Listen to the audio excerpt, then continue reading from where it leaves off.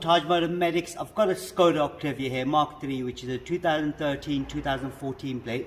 Just replacing the fuse on this. Now basically the power socket for cigarette lighter is not working, and I've just had a customer in, it's a Sunday, and he's going to Manchester, so he's requested if we can replace it. So I'm going to show you the location first and then replace the fuse at the same time as well. So if you come in, all you've got to do is remove the glove compartment. Now you've got this bit right here, which you need to twist to your left, and so it kind of slots in, but this one's already loose. So what I'm going to do, from the bottom, I'm going to pull the glove compartment out and then bring her out all the way. So this is the bit where it goes in. So this has got the arm.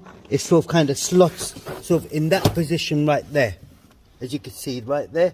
So I'll get that done as well, but before I do any of that, I'm going to change the fuse. Now on the auto data, I've already seen what fuse it is. So it is an F40 or an F46. F46 would go right here, and then F40 is right there. So this is the one that I'm replacing next to a 30. So the F25 I'm replacing. So what I'm going to do, I'm going to kind of take the fuse out.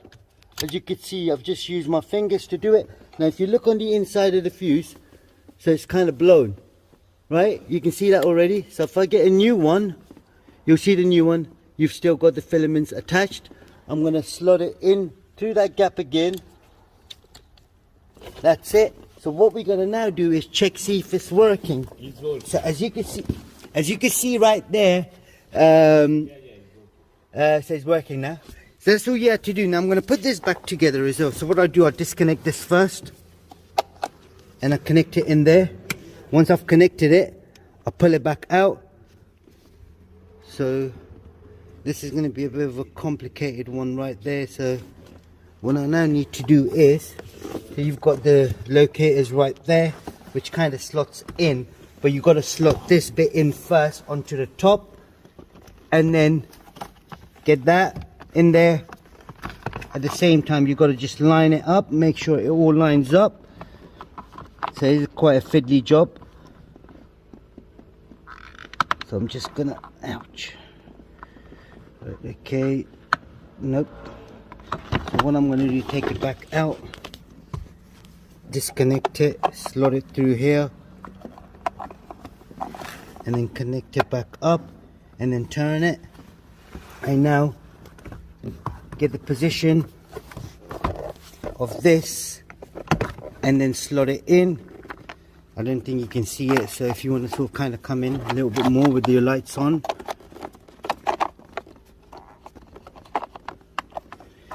Now this has become a nuisance, so I hate when jobs become a little bit difficult. So I slot that in first, I then hold it tight, and then I clip it in.